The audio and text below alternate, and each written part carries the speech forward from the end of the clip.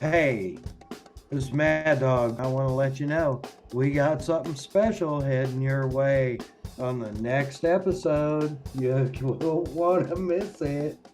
He's Wes Kane. And he's the Mad Dog. And I'm not. And I'm not the Mad Dog. I'm Wes Kane. Hey, welcome to Mad Dog's After Show with the Mad Dog and Cole, the Moto Man, Farrell. I decided to fly through the air and live in the sunlight and enjoy life as much as I could, and that's just what I'm doing.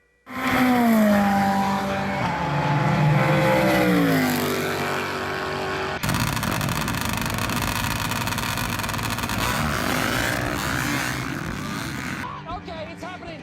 Everybody stay calm. Everybody stay calm. All right. Hey, man, I got to tell you, it's great to see you. I'm really excited to do this episode. This could be possibly our shortest episode ever.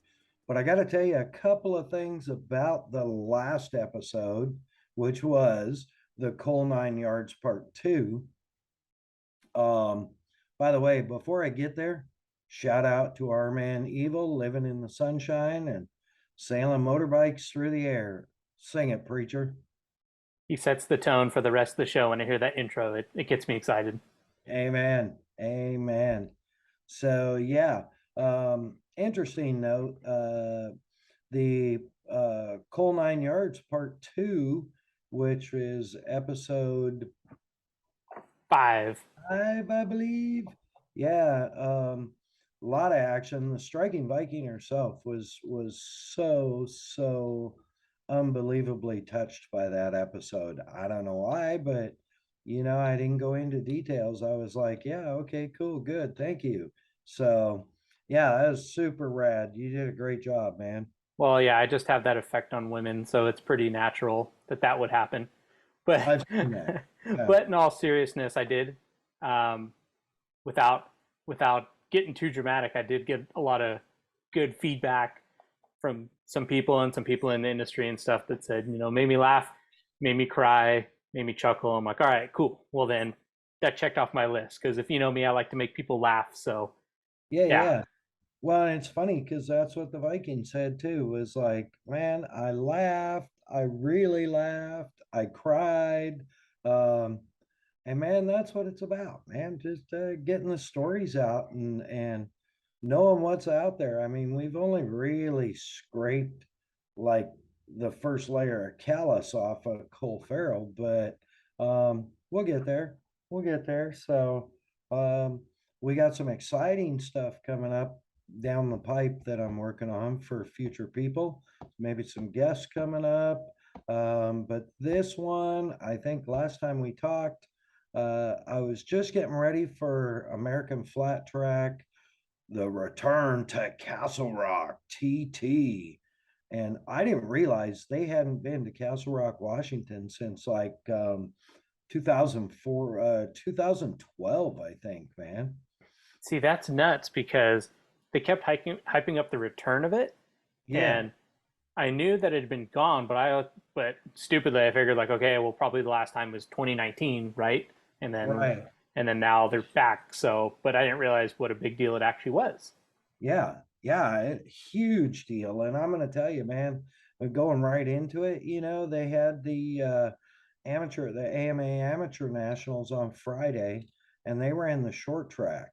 Um, and so that was time consuming.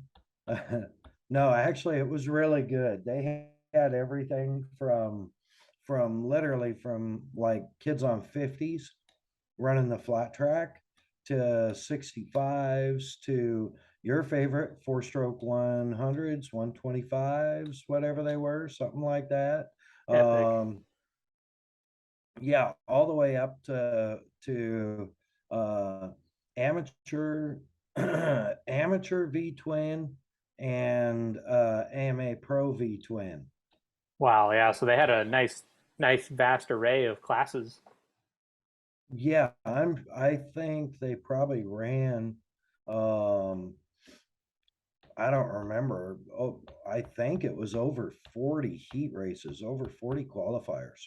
Holy cow! Dang. Yeah. Well, Yeah, hopefully everybody got their fill in, but my goodness. it was a long day, but man, it was pretty cool, and it was extra cool. They had a rule, AFT, American Flat Track. You'll hear me say AFT, people. That stands for American Flat Track, not alcohol, firearms, and tobacco. Um, so, anyways, AFT made a rule that none of the AFT pros could ride that short track pro race. Good. I actually really appreciate that.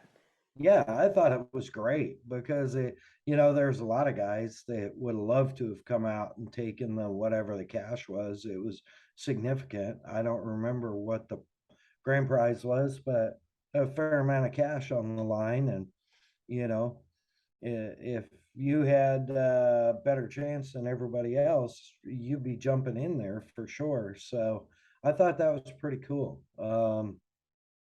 So Friday, yeah, Friday was pretty rad. They had all those AMA nationals, I guess they call them now, which was cool. Saturday, holy cow, dude!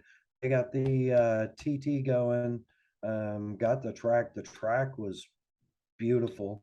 The weather was unbelievably good considering we're in the Pacific Northwest.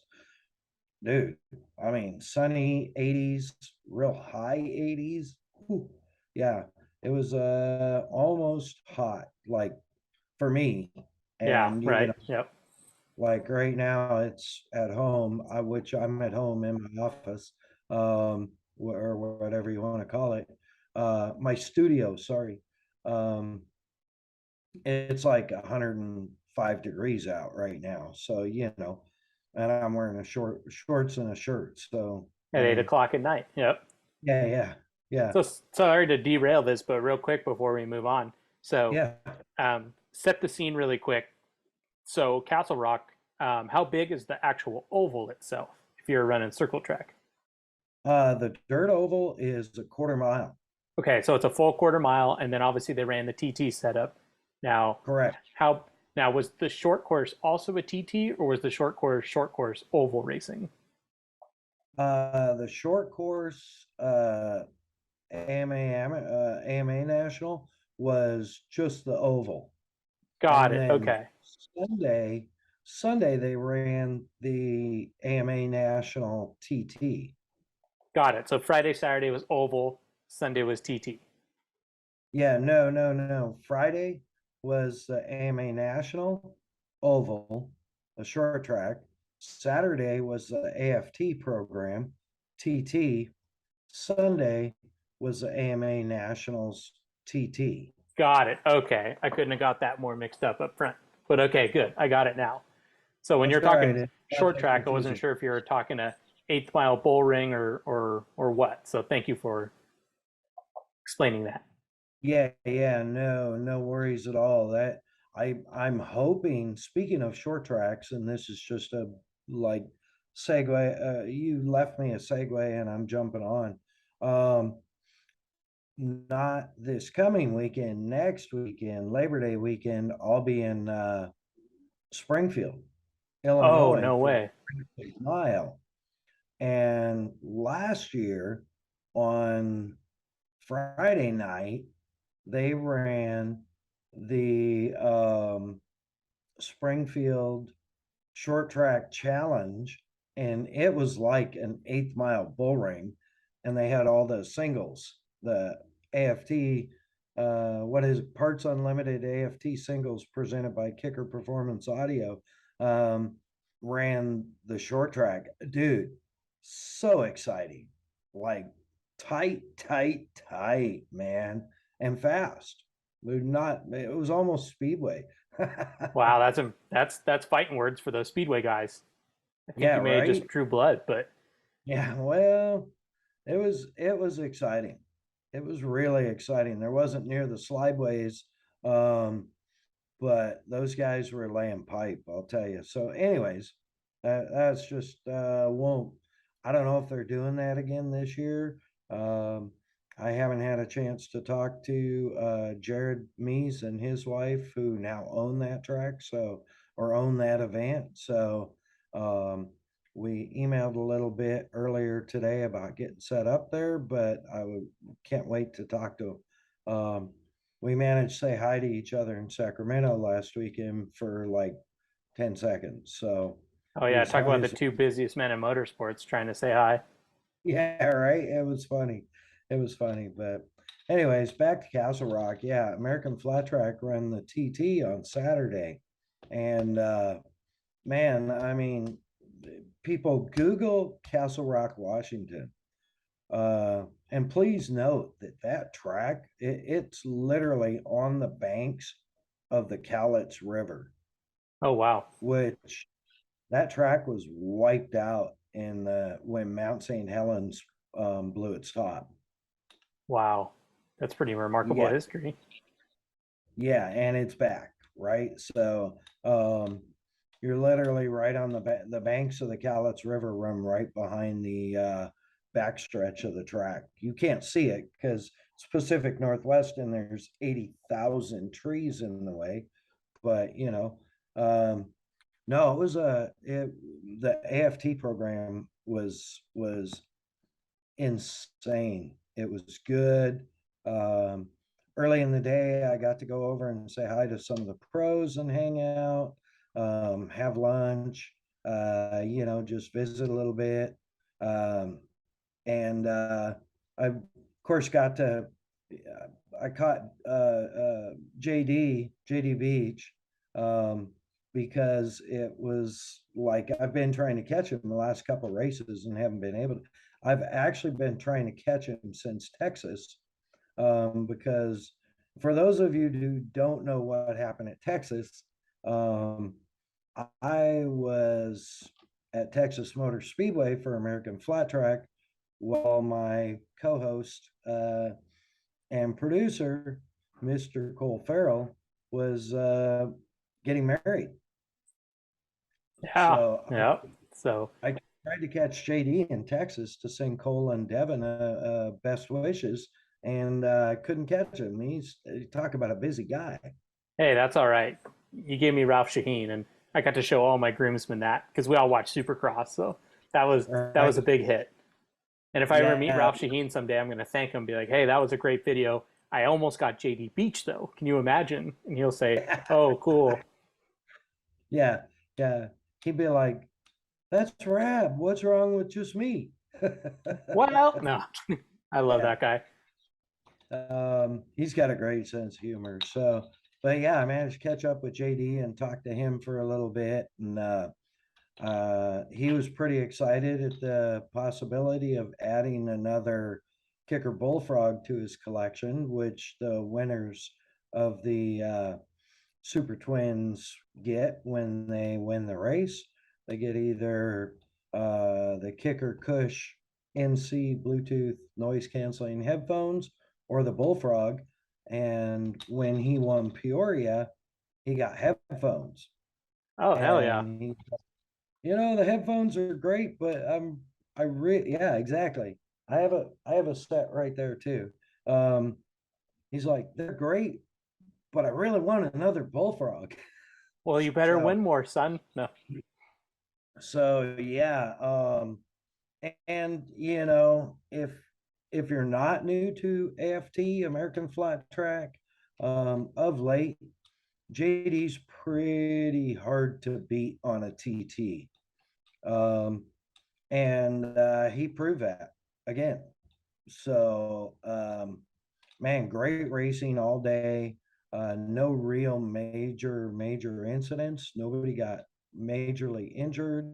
Um, there was one crash where a guy got hurt a little bit, but the track had some greasy spots, and really these guys are used to slinging it down the front stretch at 140 miles and pitching it into a corner, um, not slinging it down the front stretch at 70 miles an hour, slinging it into a corner, and then all of a sudden the big sweeping left-hander turns into a really tight left-hander, that turns into a hairpin right-hander to a jump.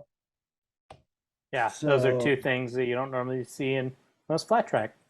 yeah, and Plus, you they got to were learn great, how to and they use a did a front great. brake. You know. Yeah, they actually put the front brakes back on the bikes. Um, so yeah, no, there was some stellar racing. From my viewpoint, I didn't get really. I could see the jumbotron better than I could see the track. I could see one section of the track right before the start finish. So, and I got to walk up there, but holy cow. So, Castle Rock seats 5,000 in the grandstands. Nice. The opening ceremonies were at 7 p.m. By 5:30 p.m., the Castle Rock racetrack is in the fairgrounds. So the AFT and the fair put an agreement together to open a whole nother section of field close to the track to allow standing room only, which allowed another 500 to 600 people because That's they were so cool. completely sold out Wow. and they filled it. So, I mean, it was, dude, I know to people that go to Supercross where you're whatever 50, 60, 70,000 fans, 5,500 people doesn't seem like a lot, but on a little short track like that in the middle of nowhere, Washington, uh, it's huge. Absolutely huge. It was great. Stellar crowd, engaged, excited. uh, all the bike parking was right behind where my booth was set on the other side of the fence. And so I kind of had a private bike show. Nice. And yeah, there were two guys that were nice enough to park close to the fence, that were riding original Zeds, original KZs, KZ 900 in green and lime green. I'm guessing about 79, um, and KZ 1000 in orange and gold, which would have been about a 70, I think, six maybe. 70 something like that. So yeah, man, I was like, oh my, because I had a Z. Yeah. So You're probably trying to lick them through the fence. yeah, I really wanted to just leave and go take pictures of them, but I have responsibilities. That responsibility thing. Um, so no, but it was great racing. The big bikes, the production twins, the big bike, which also, so the production twins and the super twins, as I understand it, I think in 2023 will become one class. Wow. Interesting. Okay. Well, Yeah, hmm. they're really reworking the rules to get a much more competitive class. Um, Okay, that makes sense. So they'll probably do some limitations as far as the twins go and close that gap with the production, huh? Yeah, I think a big part of it was in the Super Twins. Indians kind of had their way for 5 years roughly. And when they came into the sport, they came in with the agreement, as I understand it, that they had, so many years to get with the program. And they had some extra gimmies, if you will, Gotcha. Okay. because we were coming in on a factory level. Um, I don't think anybody that agreed to all that really thought that Indian Motor Company would basically develop, a complete building that was dedicated to flat track research and racing. Um, so they had a lot better and more researched, more refined opportunities and equipment, to be faster. and they had, as I understand it, they had a little more extra room with the rules. And Interesting. that, yeah, and that's getting cut back over the last year and a half, and you're seeing it this year. As a matter of fact, Yamaha won Sacramento, which I'll get to. So, Yeah, real quick, um, I was gonna say it's, Brian Smith was I can't say fully dominant, but pretty dominant on the Kawasaki, and obviously Harley and them were trading wins. Well, then Indian got up to speed, and it kind of seemed like everybody else sort of took their ball and went home after that. So yeah, exactly, exactly. And so we're trying to get that back, and like the Harley, their factory program is done, is ended. They're not doing a factory program.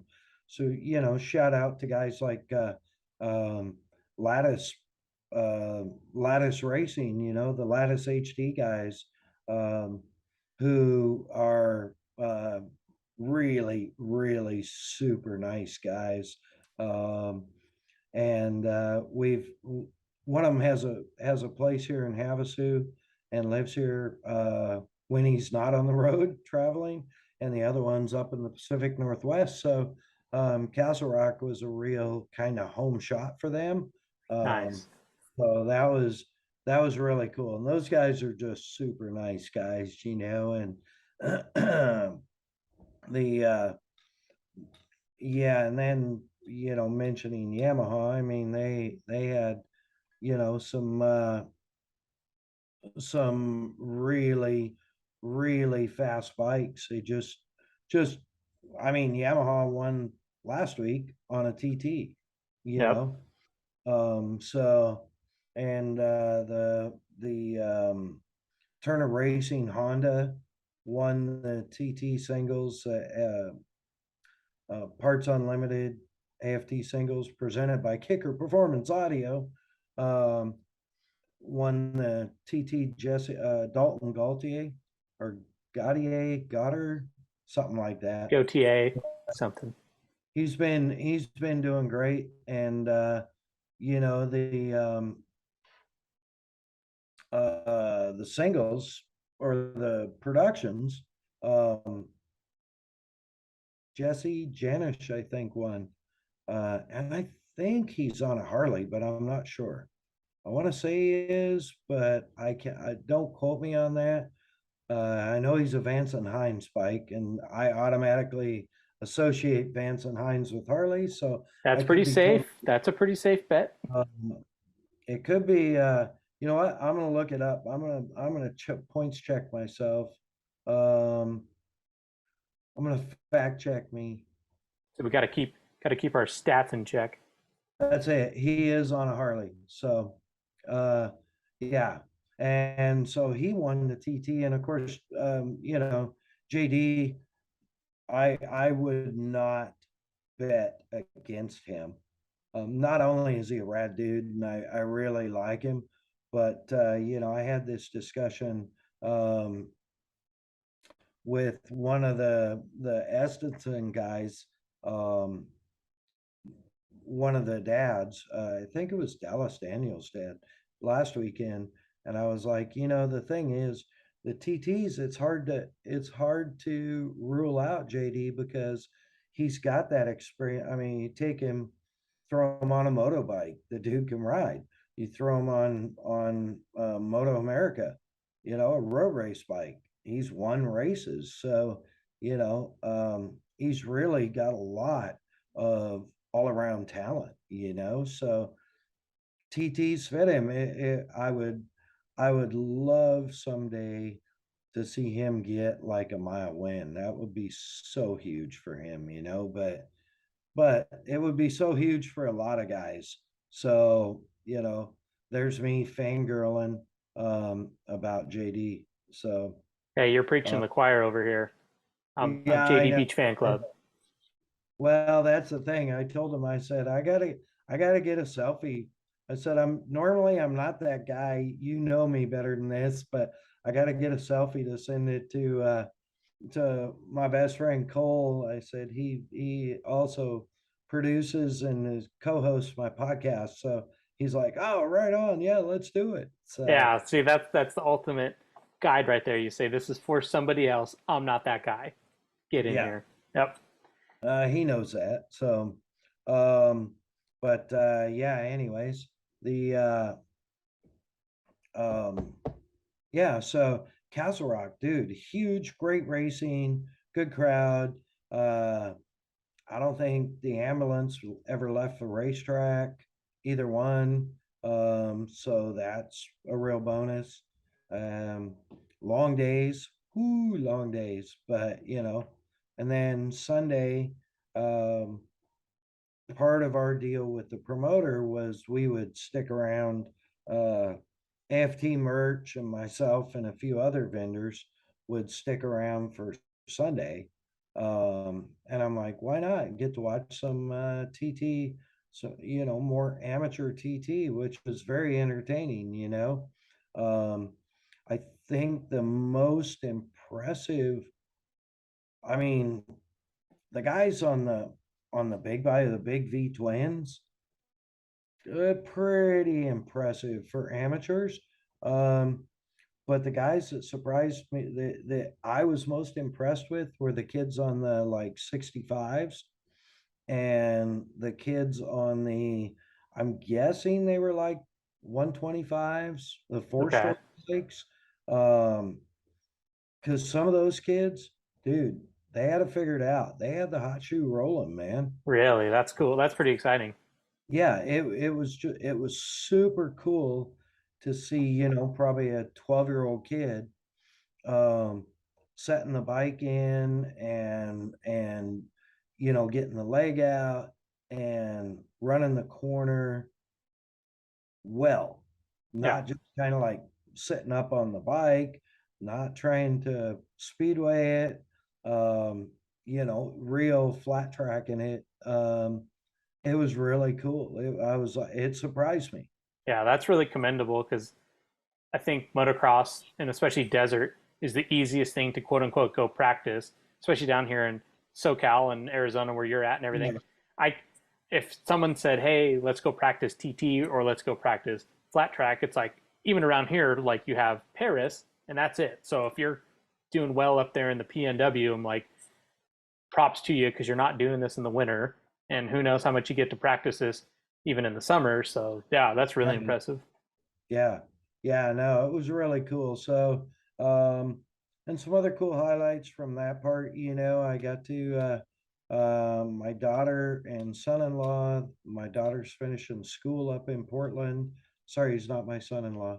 Her boyfriend uh are living there while she's finishing her school, and it was only about an hour from their house up to the hotel. So they came up like Thursday afternoon, and we hung out for a bit and had dinner, and it was really good to see them. I hadn't seen them for a long time, so got to see some family there, and then we wrapped everything up Sunday, and Monday morning, the old Living Loud Tour 2022 continued, and I took the old grinder. I call my truck the grinder, because she just keeps grinding miles.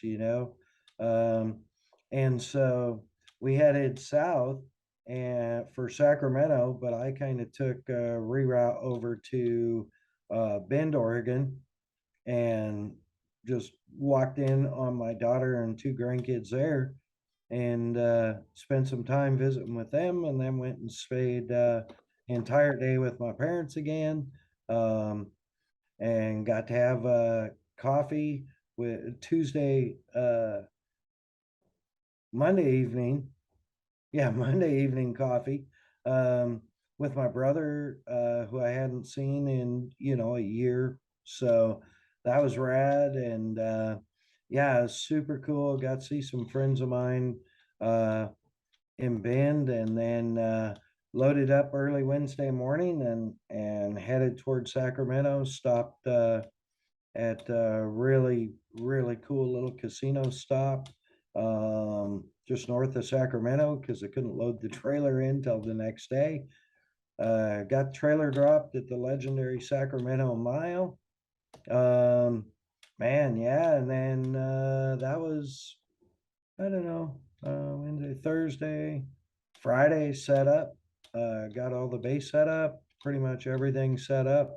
Saturday race day, got in way early because I had to move all my displays and stuff from the trailer out in the parking lot to the booth space. So I made for a long day, but we got her done, and holy cow, Sacramento mile, man, 140 miles an hour, 100 100 and I don't think they were going as fast as last year. I think last year they hit like 139 going into the corner. Yep. And then pitch it sideways and hold it at Yep. 100 through the corner. Yep. Yep. Yeah. And this year, I don't think they got quite that fast. Really fought the racetrack all day. And it was hot. It was like HAWT sweaty hot, dude. Like 104 degrees in Sacramento. So when it's hot like that, does the track not hold the moisture as well and then it gets rougher? Or what do you know, like what happens to where they're fighting it? Oh yeah. So a couple of things. One, you would think when it's hot and they've got lots of moisture on the track, lots of water on the track, that it would blow up. But one of two things happens usually is you'll start a blue, like this happened going into turn one in practice. It would start to blue up, and basically on the rundown, if you will, into the corner, it would blew up. And then where they were starting to pick up on the throttle, it would dust up. Okay. So Okay. it was like going away. And then all of a sudden there'd be like a blue slick spot right in the middle of the corner. So, and they had put uh, several 100,000 gallons of water on that track. Um, in California uh, to get it ready over several days. Um, and I believe 2 weeks earlier they had had a big horse race during the fair. And so of course the horses, I don't believe I don't know shit about horse racing, um, but I don't believe they run on a packed surface. No, I think it's usually just from what I see on TV and the casinos and stuff, it's soft, super, super soft in Yes, comparison to what the bike guys are on. And they right. certainly wouldn't have them go out there even after, yeah, I'm sure they would blade it and maybe till it a little bit and then throw water on it for the bike guys. But yeah, it's no way they start that soft. Yeah, no, that's the point I was making, was it was so soft before that, they were having to have water and run it and run it, and they're running trucks and water trucks and packers, not the big roller drum packers, but the kind with the little smoothie tires. Oh, yep, yep. Um, and I'll tell you what, watching those go down the front stretch gives you they don't have suspension, and their tires are like filled with calcium or something. So watching them go down the front stretch gives you a real good indication of how not smooth that surface is. Yeah, it's very misleading. I think people seeing it on TV wouldn't believe how much you're getting kicked in the ass going down the straightaway. Oh yeah, yeah, it's crazy how rough it was, and so yeah, Sacramento was a 1 day. Last year it was a double header. This year, the way it worked out with the schedule, they could only do a 1 day, so packed her in Saturday, and full house, um, just great. And Saturday was my buddy Scotty Dubler, Scotty D, who's one of the voice of American Flat Track. He's been the voice of Kicker AMA Pro Arena Cross, Kicker Arena Cross Summer Series, Kicker uh, Enduro Cross, and a bunch of that. Um, and now he's doing the American Flat Track thing. And actually, was doing, uh, basically announcing, color commentating, until I believe it was 2 years ago. The TV decided that he was doing a good job and they wanted him on TV, which I tease him. He's a guy with the big smile and perfect hair. If if if you've seen him, you know what I'm talking about. You know what I mean? Yeah, there's worse things to call somebody. Yeah, but he's super rad. And then they have, Kristen Beat works the track, who is, I mean, probably the one of the hardest working motorsports reporters, let alone female motorsports reporters in the industry. Um, and she's, you see you see a lot of like the football sidelines commentaries and stuff. And if it's not on the cue card, they don't know what to say. And I'm not hating on anybody in specific. I'm just saying that tends to be a trend. Kristen is the opposite. She is so motorsports ingrained. I mean, she rides, she grew up riding. Um, Her brother, Ryan Beat, is Yeah. a very, very successful off-road racer. Um, and so it's a family thing, but I mean, she knows, I hate to admit this, she knows way more about American flat track than I do. Um, Thankfully, she is very, very, very super nice. I call her sis. Um, Yeah, she's very well respected in the pits. I think people really do enjoy talking to her. I think people on their worst days would be more willing to talk to her than someone like a Rutledge Wood sticking a mic in their face or something. Right. Yeah. Yeah, for sure. So, um, yeah, and she's awesome. So I got to see her, and then Ralph Shaheen, Scotty D. It was his birthday. So that was cool. I sang him happy birthday across the parking lot, really loud and obnoxious. Um, so that was kind of rad, and for me, um, I'm not sure he liked it, but I didn't really care. Um, and then I got to wish Ralph a happy birthday. He stopped by the kicker booth actually for a visit, and we were able to BS a little bit. And today is Tuesday, Yes. and so today is actually Ralph's birthday. So Well, happy birthday, Ralph Shaheen. yeah, absolutely. We should have started with that. Golly, I'm never going to be any good at this stuff. Next year on episode 305, when it's Ralph Shaheen's birthday, we'll make sure to get it in right at the top of the damn show.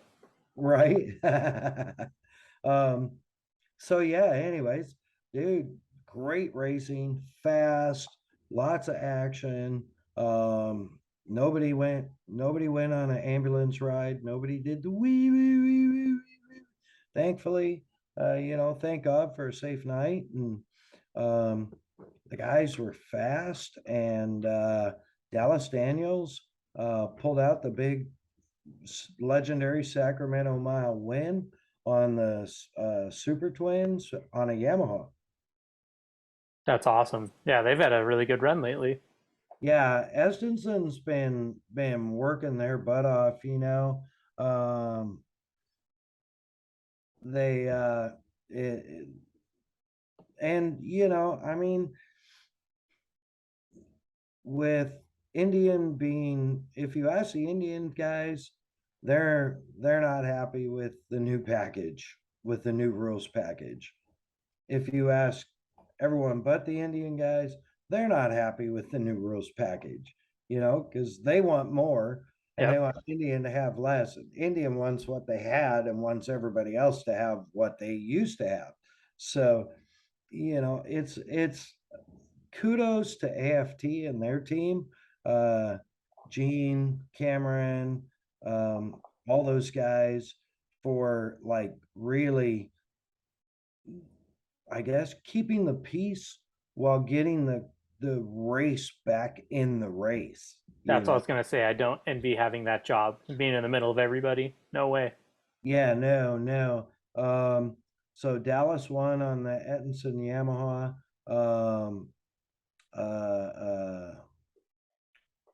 Bruner won on the I think he's at Estenson also on the singles.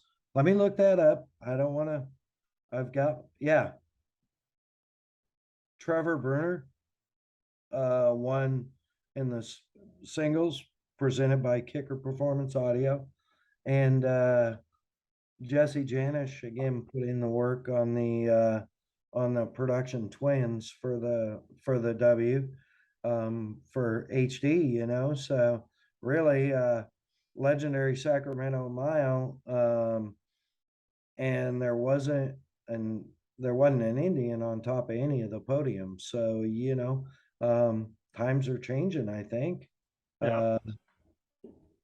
You know, and that's good though, because we definitely you need competition, right? Absolutely. Yeah. It there's a saying, and I'm gonna butcher right now, but it's whatever, competition drives spirit of the sport, something like that. If you had a monopoly, it would be garbage. You wouldn't want to watch it anyway. Right, for Like sure. Formula One the last 10 years. Yeah. Yeah, man, don't get me wrong. I love Formula One. It's just I don't love any kind of racing where, you know, the only pass for the lead was made in the pits. Yeah, it's an undercut or an overcut. It's not on the track. It's Yeah, your it pit doesn't. strategy. It just, you know, they're cool cars.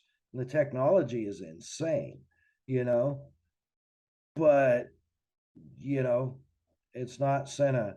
It's not Villeneuve sliding it, flat tracking it around corners in the rain and still running faster than everybody else, you know?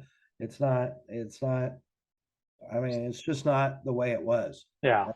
Yeah. I don't get me wrong. I'm not one of those guys that's like, oh, you know, I hate change. I don't hate change at all.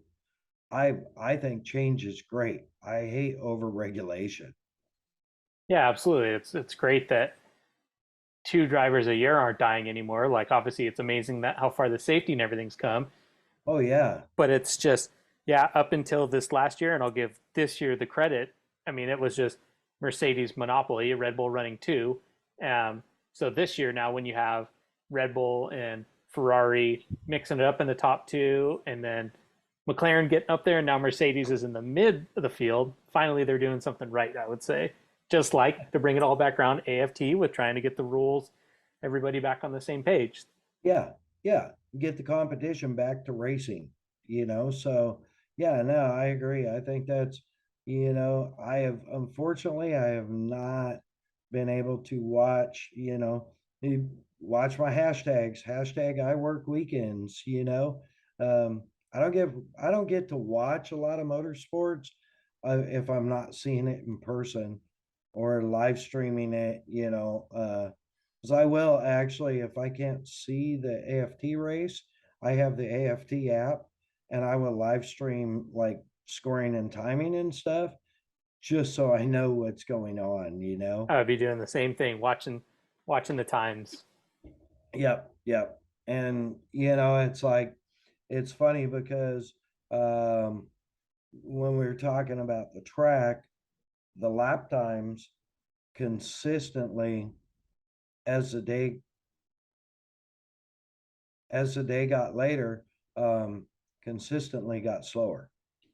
That's that's actually super interesting. That's pretty cool. It adds a dynamic to the racing. Yeah, yeah, for sure. But then, you know, you got guys like you know, Daniels, I think um 5 laps to go ran the fastest lap he'd run all day or something, you know. Go figure was getting comfortable at the end of the moto. Well, he had the Mile King literally on his, like Jared Mees, who's like, I mean, he is the current mile master. He's the guy. He is the guy, and more mile wins in current era than anybody, I think. Um, like 9 in the last year, something like that. It's crazy. Anyways, he's another guy that like you don't bet against him when you go to a mile. And he was all over him. And kudos to the rookie for keeping like a saber-toothed tiger off of him for literally laps after lap after lap, you know. I would love to see his heart rate monitor after that. Talk about Yeah, getting chased by a tiger, dude. You probably slept good after that race. I bet he did.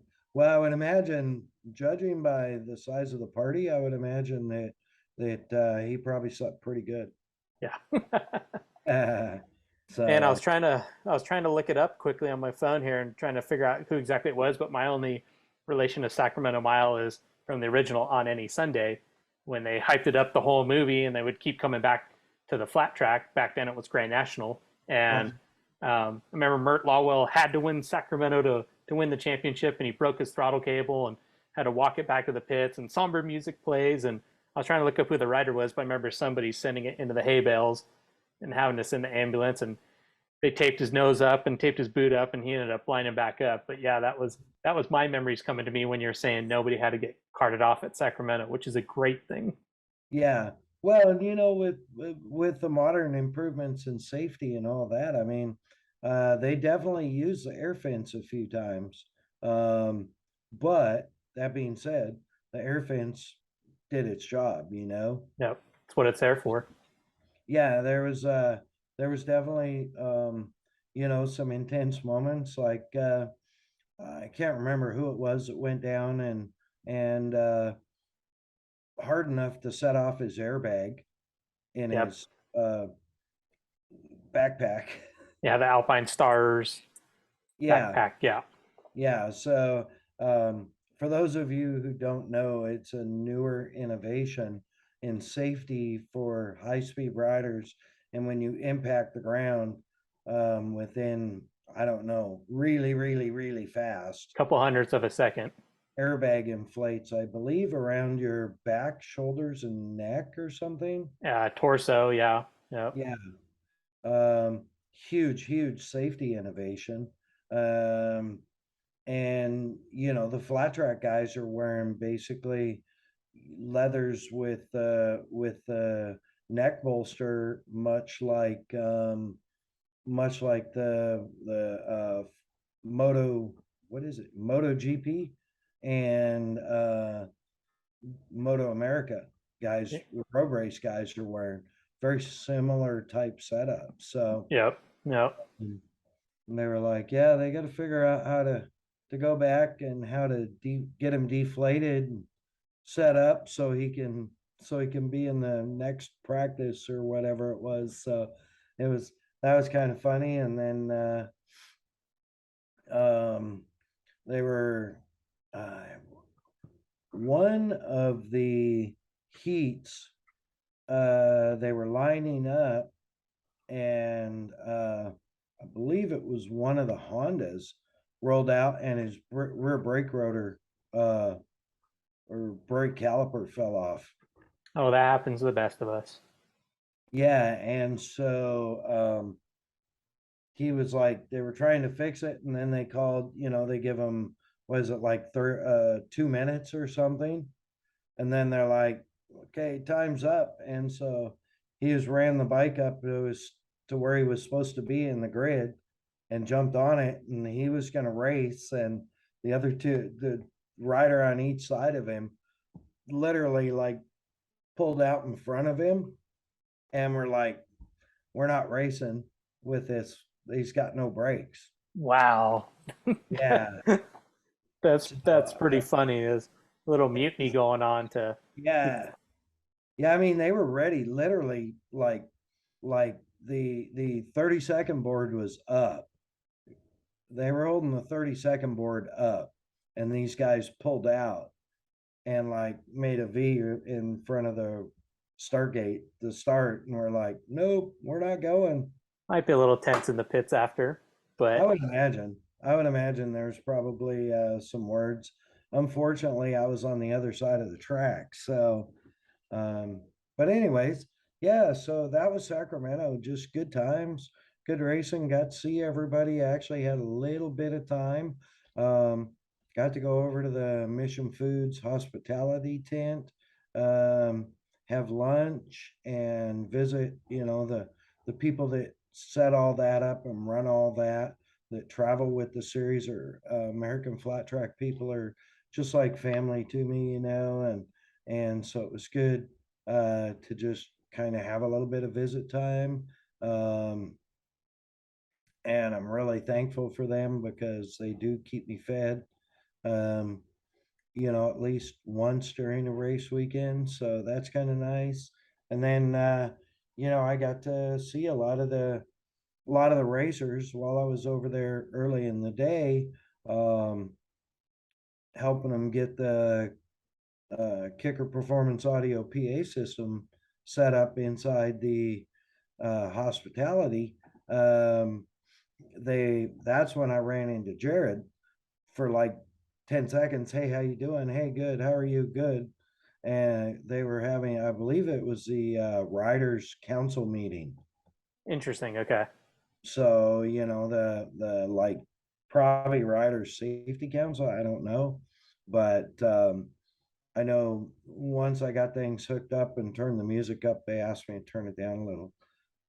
That's not living loud. So, because they were trying to have a meeting, I'm like, whoop, my bad. So, Well, but yeah, now, don't undersell it. I mean, you've been gone for you were gone 25 days total.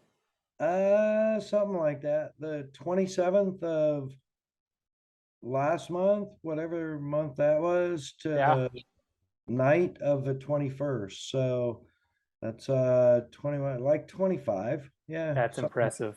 And to put that into context, it was like we recorded Coal 9 Yards Part One when you were leaving on this trip. Yeah. Like that's like to me that's been so long, and you've been gone that whole time. That's nuts. Yeah, it's that's the thing. People are gonna get me in different locations, different situations. Hopefully the next one, hopefully we can at least get that recorded here before I head back on the road Tuesday, next week, uh, for American Flat Track Springfield Mile doubleheader. Um, because then directly after that, and of course, hopefully we can get something done while I'm on the road there, because that's what all this is about, is the road trip. So Yep. um, it's really cool.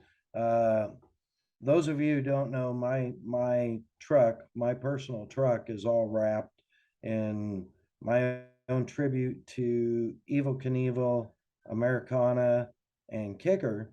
A fair amount of Kicker branding on it also, and so I drove all the way home from Sacramento Sunday. It's like 607-ish miles roughly, um, which, normally isn't that big a deal. Like if I'm on interstates at 75-mile-an-hour speed limit, 700 miles is a good day, right? Um, 55 wind towing makes for a really long 607 miles, and um, honestly, I'm afraid to break the speed limit too much. So it's like I really don't want to get a ticket. So, and I'm driving a fully like custom truck. So it's like, hey, look at me. Um, so it made for a long day, but about some cool stuff on the way home. One, if you need a deal on a used Boeing 747, I do. where roughly 500 are.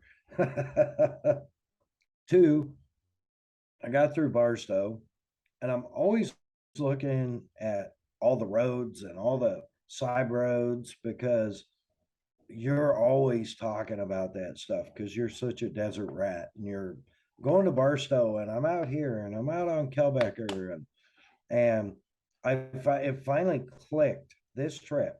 I don't know how many trips I've been down the 40 from Barstow to here. But this trip, it finally clicked. Oh, Kelbecker, yeah, okay, goes south and actually goes straight across to like Palm Desert, basically, and not or Palm Springs kind of Yep. area. Yeah. Yep. So I'm like, oh, that's that's okay, duh. So that was cool. And anyways, I'm cruising down the 40 and this semi rolls up on me. And the guy rolls his passenger window down and honks his air horn. And I roll my window down. And he goes, "You got kicker in that?" Hell yeah. Yeah, yeah, I do. He's like, "Nice." So I had to crank it up and get the bass slapping, and he was really digging it. It was quite the deal. So um, first time that has happened. Fuel stops always take a little extra time because Yeah. people love the Americana, the red, white, and blue, and gets a lot of attention. Um, and I'm really grateful, super grateful to our partners, Kicker Performance Audio, Kicker.com, for their input on the wrap also on my vehicle and their help, and of course Gator Wraps who actually helped me design it and then put it on for me and did an unbelievably good job with it. Really, really grateful. Rod and his crew, I know they're in Orange County, they're in Ontario, and they have an office right here in Lake Havasu. So, Yep. Right on the uh, south side. Yep. yep, yep. So, sorry. So I'm really, really stoked that it gets so much attention, and even like when I went to the Blue Beacon on truck wash, for those of you that don't know, um, heading to Sacramento. So when I stopped for the night down south of Redding, and kind of northern California, although you don't call that northern, but Oh, I it do. is. Yeah. No, don't worry. I do. So I stopped at the Blue Beacon before I went to the hotel to get truck and trailer washed up and get some of the cricket murder scene from my drive up, and then Doomfest and Castle Rock washed off of everything. Um, and the guys at the truck wash were just like, wow, they were so stoked. And so I left some I got out of the truck so I could go in and pay and use the bathroom and all that good stuff while they washed it.